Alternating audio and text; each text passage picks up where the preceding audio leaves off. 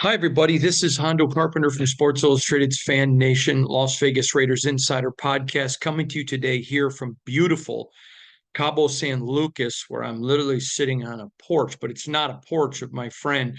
It's gorgeous. It's a portico, but glad to be here. My wife Shannon, of course, Dexter's here, and our friends and our son Noah is here. And I asked Shannon to join me. She said, "No way, no shower, no makeup.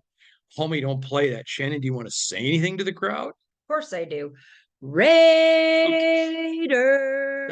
That's all you're going to say. Okay, great. So, my wife's a big fan and she just demonstrated it yet again. So, got a lot to talk to you about today, a ton going on, even though I'm here in Cabo still working. Just got off the phones working and texting and getting some great information for today's podcast for you. Um, so let me first of all, I don't even know if you can see it, but at the ocean's back there, it's beautiful. I want to take a second and thank all of you for listening, for reading, for commenting. Our growth is exponential and it's just phenomenal. And it's all because of you guys, nothing to do with me. So again, we appreciate you. We're grateful. Thank you for following on Instagram at Hondo SR. Thank you for calling on X, formerly known as Twitter, when it's Hondo at Hondo Carpenter. And again, si.com/NFL/Raiders. When you're there, sorry, the sun moves and goes a little bit and I go in and out, but when you're there, if you click the upper right hand corner, it says newsletter. If you sign up, there's no spamming and we don't sell your information, but 3 days a week we'll send you an email with our best stories. Let's start, of course, with the obvious yesterday. We've been telling you since almost the moment the season ended, Brian Hoyer was going to be released. We have maintained that and said it. And uh, although the Raiders didn't release an announcement on Friday about it, Adam Schefter did report it as well. So again, there you go. That's Brian Hoyer's not coming back as a Raider, but to all of you, that's no secret. Second of all, Amir Abdullah resigned. I think that surprised some of you looking at social media and the reactions on social media. But for the cost and what he brings, for his work ethic, for his contribution in the locker room, the re-signing of Amir Abdullah is a very, very big deal. For the Raiders, I think sometimes you look maybe at productivity, you say, oh, gee, but what about getting another rookie? Well, you're already going to be young, and Josh Jacobs is testing the market. And I think you bring in a veteran presence that does it right, and he is an absolute dog on special teams. So when you add all of that into what Amir Abdullah does, this is a great re-signing for the Raiders. It's one we told you that we expected, and it's very, very good.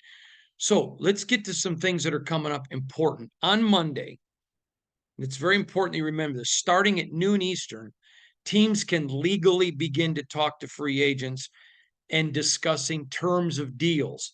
They can even come to agreement, but nothing can be signed. So that player A can go to a team and make a commitment on Monday, and then Tuesday before the deadline, before he's signing, change his mind. There's nothing binding. That's number one. But that does start Monday at noon and Eastern. And I'm going to begin to get into a lot of stuff with you about what we're hearing, what about expectations are, and how I think the Raiders are going to approach free agency. We'll get to all that in a minute.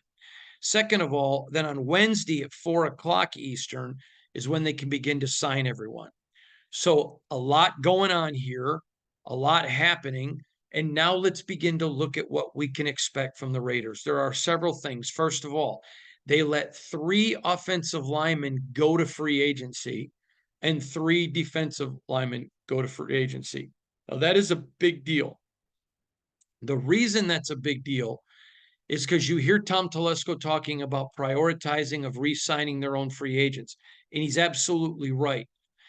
But I had some people emailing and asking, Hondo, was Tom lying to us? No, he does prioritize it and does believe we should pay you well. If you're already a Raider, you're already here, you already know the system, that's a priority value. But sometimes players want to investigate a little bit because they want to find out what if where the Raiders think is the top of the market value or the top of their value, how does all of that weigh in? How does all of that figure in? Now, the Raiders have zero issues with the salary cap. Zero. None. And that's very important for you to know. In fact, I'm going to get very more specific with salary cap numbers coming on Monday. But you need to know the Raiders are in, this is one of the few times, and this is where people still owe Dave Ziegler a really big thank you, because he left the Raiders in much better financial position than he found them. And so the Raiders are buyers now. Now, they want to keep some of that money, obviously, for during the season. They're going to want to keep some of that money for re-signing of their own guys. I think that although I am not reporting it as imminent, I do believe that there's a good chance that they'll restructure Devontae Adams and Max Crosby. I think that's certainly in play. I've heard it discussed, people close to the situation. So I think that's definitely in play, which can bring up even more money. The cutting of Hoyer, money. Hunter Renfro's contract going away with the release. So there's going to be money, will be money released there as a big deal.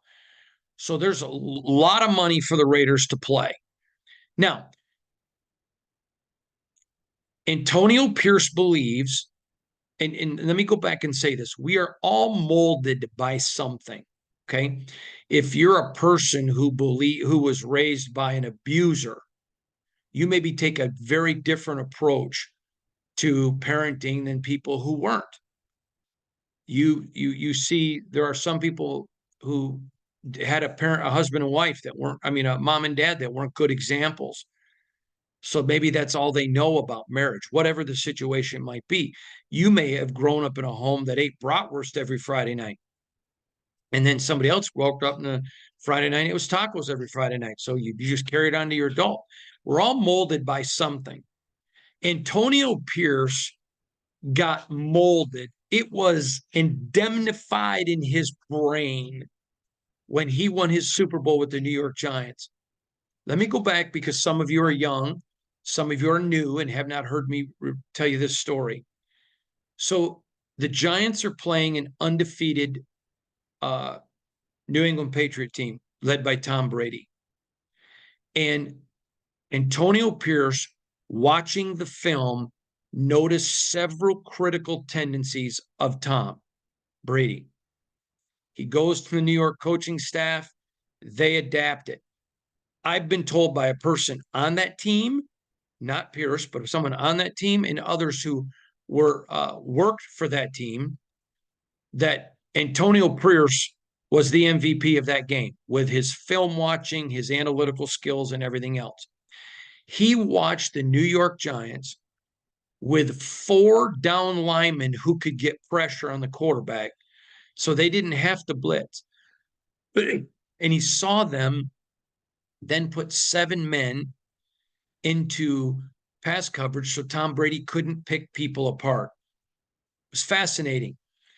And so if you listen closely to AP, you'll hear him often say, I know what a championship team looks like. I know what a championship team is. And so what he's referring to is he's watched a New York Giant team beat an undefeated team because they were able to get pressure with 4 and use 7 men in coverage. So you may say then, if that's so important, building of the lines, why is Pierce and Telesco letting 3 guys, 3 offensive linemen, 3 defensive linemen test free agency? Here's why. They need to go find out. This is what the Raiders think the market is. The top of the market is for me. It's what they're offering. Is anybody else think I'm worth more? So let me go back to Nelson Aguilar a few years ago. Nelson Aguilar had a great season for the Raiders. He was phenomenal. He was not good. He was phenomenal. The Raiders wanted to pay him, and they were willing to pay him actually top of the market. But Bill Belichick knew that his job was under fire, and they had, for the first time in a long time, a ton of salary cap. And Bill Belichick went and overpaid for a bunch of free agents, and it didn't work. Well, Nelson Aguilar was one of the few that did pretty good. But somebody came along and is willing to pay money that didn't make sense in this scheme with the Las Vegas Raiders. It is the same principle with where they are now. They would like to re-sign a lot of those guys, but it has to be not even to Raider friendly deals, But you know what? Let those guys go out and find out what the free market. Maybe somebody does offer a little bit more, and the Raiders are like, yeah, we'll match that, and the guy wants to stay. But that's what's going on right now. But what you need to know now as we move into this free agency period, the Raiders absolutely are going for dogs, as Pat McAfee would say, in the defensive line. There are a couple of names that I'm hearing. Now, I want to say a couple of things to you. There are superstars, and the way I consider someone a superstar is they are the best at their position in the NFL. Okay, Max Crosby, superstar. Devontae Adams, superstar. Patrick Mahomes, superstar. All those things are legit. All of those are 100% accurate. There are a lot of dogs, some big names on the defensive line that the Raiders are going to contact and see what they can do. I would not be shocked if the defensive line next year for the Raiders is 7 or 8 deep with dogs. Now, I'm going to tell you right now, Max is a superstar. I think Kuntz showed us he's a dog. I think Tyree Wilson, the way he ended, showed us he's a dog. So they already got 3. Okay. I think there could be 3 more, but there's also some guys on that roster that did not play poorly at all last year. So again, I think they could be as many, not saying it'll be 8, but as many as 7 dogs on that defensive line. They're going to go after dogs. Now, one thing you need to know with Telesco, he is not going to be stupid with the salary cap. It's not, oh my God, I got to have that player so bad that I'm willing to just overpay and screw the franchise going down the road. That's not how he is. In fact, I was told by someone who works for the Bolts, you know, the family, I've shared this with you many times, handled the contracts for the Bolts, and that it caused great consternation for Tom Telesco at some of their salary cap decisions. And then when he got fired, a personal friend that Tom and I share told me that they believed that there was great consternation on Telesco. He may not get another job because of the salary cap situation of the Bolts, which wasn't his fault. That's not him. He is disciplined. He knows what he's willing to pay. So you let 3 offensive, 3 defensive, you let a Josh Jacobs go find out what the market is. And if it's like Aguilar, yeah, sorry guys, love you, but can't spend it. Or maybe they come back and find out, gee, my market isn't as valuable as I thought. I should probably take the Raiders offer. Or maybe they come back that they're so close, they're able to make it happen. So don't be discouraged by that. I wouldn't read into that. I would not see that as a negative. Could one of those guys get poached? There's going to be interest in most of those guys. And somebody, I'm sure, is going to make an offer over what the Raiders deem as market value. I don't expect all 7 of those people to come back. But it doesn't mean, it means the Raiders were being disciplined. So keep your eye on that. So there, I know some names, and on Monday, I'm going to begin talking about some of those names. So stay tuned for Monday's podcast. Obviously, on Sunday, I've got some other things I'm going to be discussing, but they're going to be going for some dogs. They're going to be looking, and this is how you know how they view a signing. Is it a 2-year fully guaranteed deal? That's a big deal.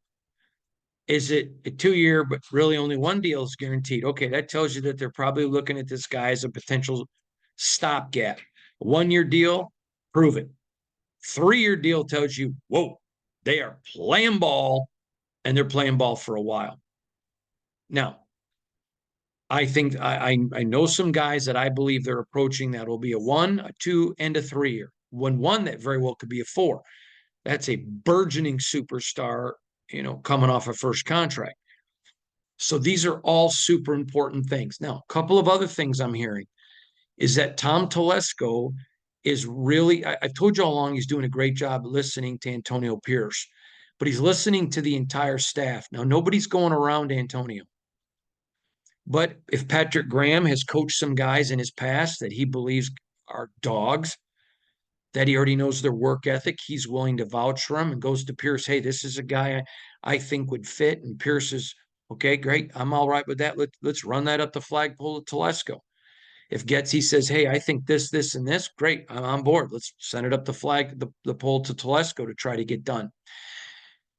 You cannot definitively say what the Raiders are going to do in the draft because free agency is so vital. There's one particular player of which I'm thinking about that if they're able to sign him, it would take several players off the board in the first two rounds of the draft. So it's a matter of understanding how they're going to approach free agency.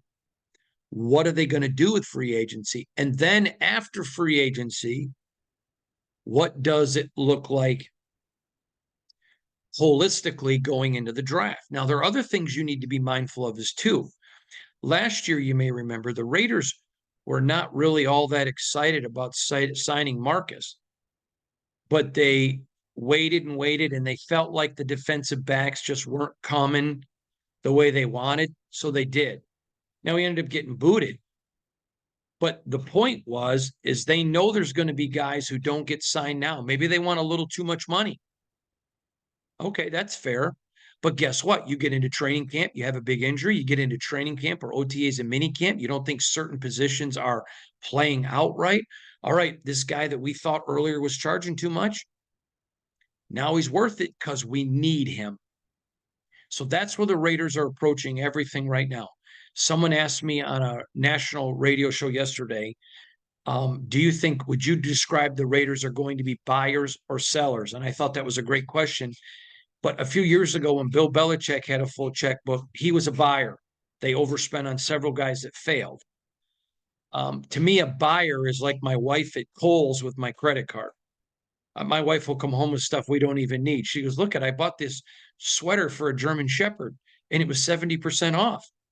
Okay, that's great, babe, but we don't own a German Shepherd. But it was 70% off. But my point is, that's a buyer, somebody who just wantonly throws money. I would say to you that the Raiders are going to be frugal, but not cheap. I hope you understand that. They're looking for proven guys. So somebody's proven, yeah, we'll get the checkbook. I would not be shocked if the Raiders were to, especially a couple of players that I'm hearing about, would give monster contracts. Monster contracts. But how monster is going to be determined on the player. And who else is involved? So that's a big deal. I mean, I had to overpay to get my wife, but the bidding war was so high because millions of men were involved. And I'm kidding. But should have been, if there had been a bidding war, I'd have been out. Her value is beyond money.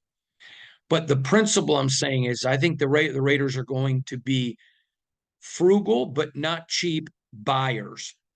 Guys have to fit system. They have to hit scheme. Now, I'm going to tell you another thing that I have been told now by 4 people. And so when you begin to hear it from different people at different times, you begin to pick up, okay, this is a theme, is that they are looking for people that have to fit the locker room.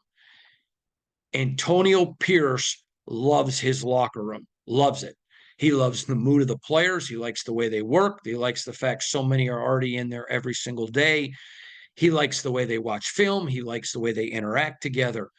So they're going to be very closely monitoring, almost as much as money, how does this guy fit? Now, there's one free agent. I've seen a lot of people advertising that they think he's going to be a Raider. I can 100%, I'm not going to mention the guy right now, but I can tell you that guy is not going to be a Raider because they don't think he would fit the locker room in the least bit. Think he could be a problem. Now, let's go back to Jack Jones for a minute.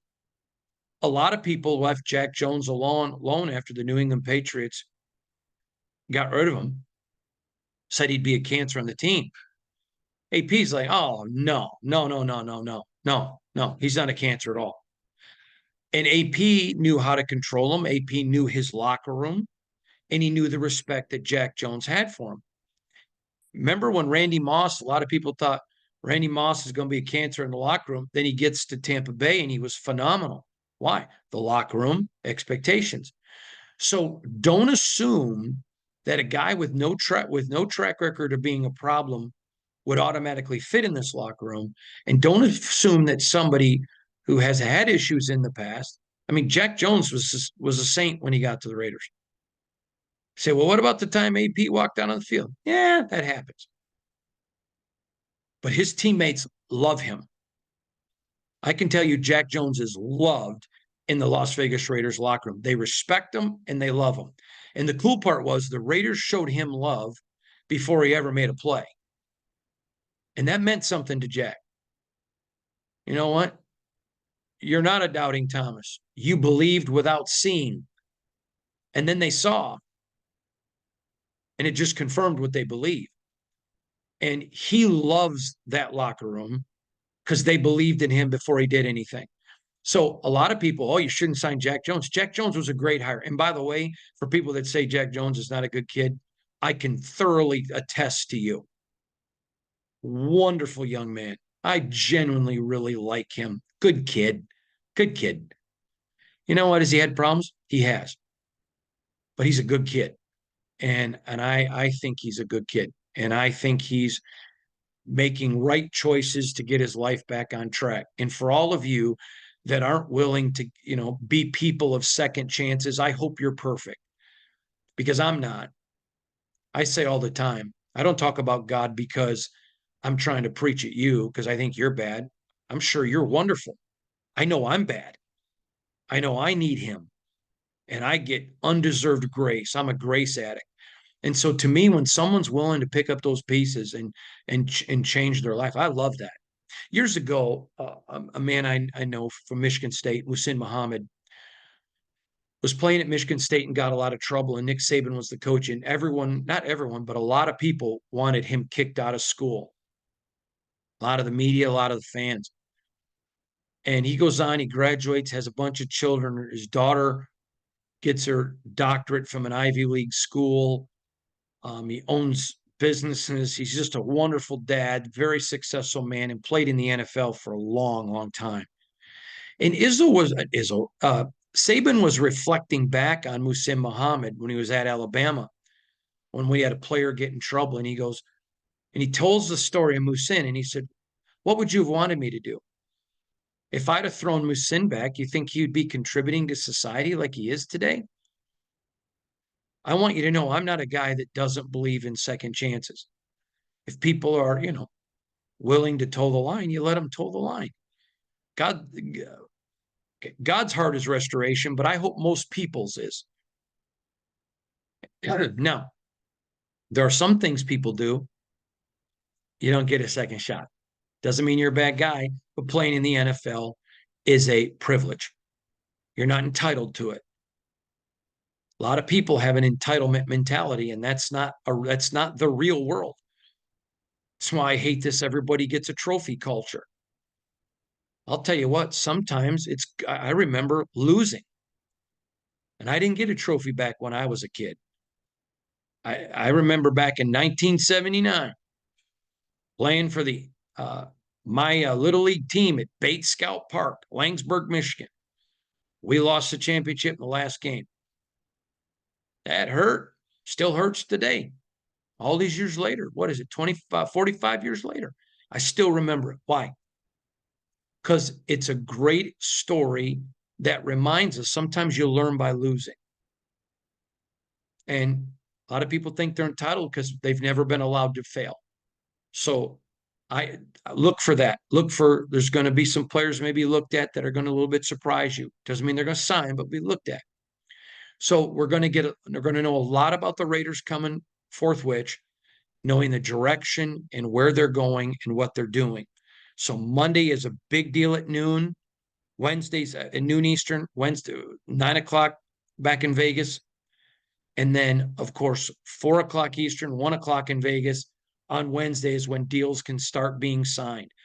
Again, expecting the Raiders to be buyers and to be frugal, but not cheap. And I'm going to tell you, get your popcorn ready because there's going to be a lot going on, a lot discussed. Keep it at si.com/NFL/Raiders. We're going to be bringing you massive amounts of information the moment we hear it, letting you know the Raiders are talking to this guy. Raiders are in on this guy. Raiders talking to this guy. We're also going to kind of give you a flow chart of where everything's going. But I think if you're a Las Vegas Raider, this should be really exciting. I think there's a good chance that there's some players on the radar that maybe people aren't talking about. I would, and that could be a very, very big deal. So from Cabo San Lucas, which by the way, today we went fishing. I want to brag on my son, Noah. Uh, Caught a beautiful, gorgeous tuna. Great job. Guy's got a broken wrist in a cast. He's fighting the fish with a broken wrist in a cast. He did it like a rock star. So proud of you. And what a great kid. So blessed to have you in my life. I'm proud of you. Dexter got to watch his brother. He did it with world-class intensity, like we expect from Dexter Ernest Wayne Carpenter. And also follow me on Instagram at Hondo SR. Follow me on X, formerly known as Twitter, at Hondo Carpenter. I appreciate you all. If you haven't been to Cabo, it's my first time. Been to Mexico many, many times. It's beautiful. The food is amazing. I know you're looking at me saying, come on, anywhere you go, you like the food. Trust me, the food has been amazing. The weather is perfect. The friends we've been with are out of this world. It's just been a great time, from parasailing to fishing to eating to all of it. If you get a chance to come to Cabo, don't miss it. And we all know this. I've traveled all over the world and met so many wonderful people, but is there any people warmer than the Mexican people?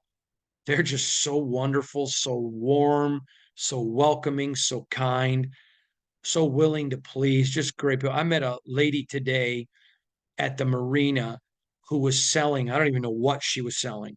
I think somebody, I don't remember who, honey, was she selling like toy iguanas? I have no idea what they were. Yeah, sure. My wife doesn't even remember. I think somebody, maybe it must have been Noah or someone else told me, but they were toy iguanas. And just the most precious little lady. And I mean, she was 4 foot nothing. And I bet you she weighed 70 pounds. I ate more shrimp this week than she weighed. And I gave this lady a great big hug, just a sweeter, warmest person in the whole world. If you get a chance to come to Mexico, you get a chance to go to Cabo, do it. Precious people. It's a great place to be. But we're going to be covered. I'll be back before all the free agency start. I'm getting back Sunday. But we'll be back again tomorrow with another podcast from here in Cabo. Keep your eyes tuned. Get excited, Raider Nation. Christmas in March is about to commence on the Silver and Black. You're literally going to experience Christmas in March. Oh, yes.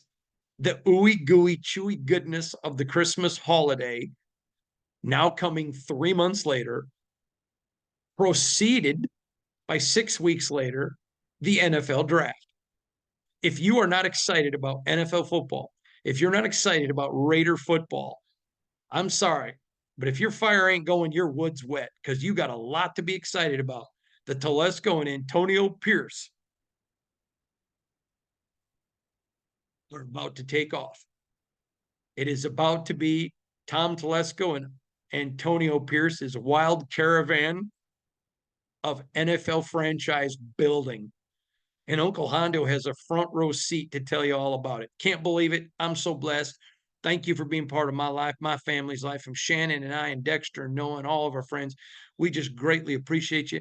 God bless y'all. Hope you have a great day. We'll see you again tomorrow. And as you can tell with the sun in my back, I'm trying to figure out how to turn this thing off. So give me a second. Give me an old man second here. Bye, everybody.